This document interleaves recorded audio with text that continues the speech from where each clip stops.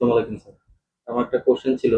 আমাদের হজ কাফেলায় যে হাজিরা যায়, আচ্ছা, ওনারা চায় যে খাবারটা প্যাকেজের বাইরে নেওয়ার জন্য। ওনারা নিজেরা আলাদা করে হেঁটে, হেঁটে বা পছন্দ অনুযায়ী খাবারটা খেতে চায়। তো সেক্ষেত্রে কি হাজিদের কোনো বেনিফিট আছে কিনা বা কি এভাবে কি সুযোগ সুবিধা পায় তারা? আচ্ছা, আচ্ছা। একটু বলুন।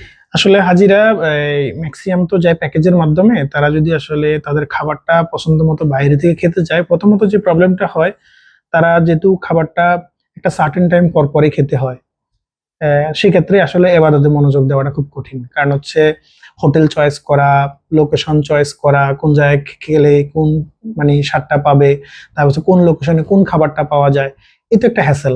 যেমন সে কিন্তু মক্কাতে সে তাওয়াফ করা, বারবার মসজিদে যাওয়া, এই যে এবাদতের ভিতরে মনোযোগ দেওয়ার যে ব্যাপারটা, সেটা করতে গিয়ে কিন্তু ওই যে খাবারের কারণে সেই মনোযোগটা দিতে পারে না। আর অনেক আসলে হাজি মনে করেন যে প্যাকেজের ভিতরে হয়তো এজেন্সিরা মনে হয় অনেক টাকা নিয়ে যায় তার খাবারের বাবদ। আসলে ব্যাপারটা এমন না। সে বাইরে থেকে খেলে আর প্যাকেজে খেলে যে তফাৎটা, সেটা প্রায় 3 গুণ ব্যবধান। সে চাইলে হয়তো পার ডে যদি বাইরে কোথাও খায়, মানে তার রুচিসম্মত, প্রায় 30 থেকে 35 রিয়াল অথবা 40 রিয়ালও চলে যাবে। কিন্তু সেক্ষেত্রে সে এখানে পাচ্ছে মাত্র 20 থেকে 30 রিয়ালের ভিতরে সে পুরো দিনের খাবার পাচ্ছে। আর যেখানে সে একবেলা খাবে মাত্র 40 থেকে 50 রিয়াল অথবা 30 থেকে 40 রিয়াল দিয়ে। এটা হয়তো ওনারা আজ করতে পারে না ওখানে না যাওয়া পর্যন্ত।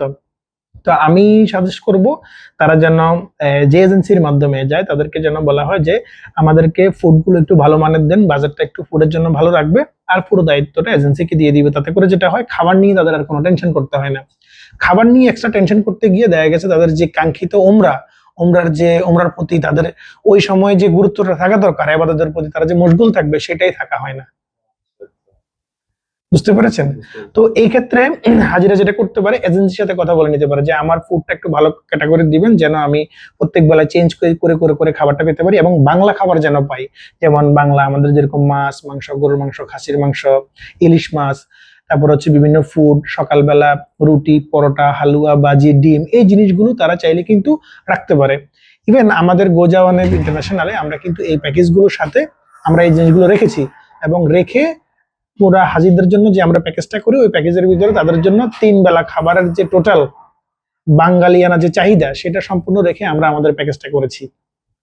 তো সে চাইলে কিন্তু একাধারে টাকা সেভ, সময় সেভ এবং এবাদতে মশগুল হওয়ার জন্য আমি তাদেরকে সাজেস্ট করবো যেন এজেন্সিকে সে খাবার দায়িত্বটা দিয়ে দেয়। বুঝতে এটা পেরেছি। আমাদের সাজেশন থাকবে যাত্রীদের প্রতি, হাজিদের প্রতি। ঠিক আছে।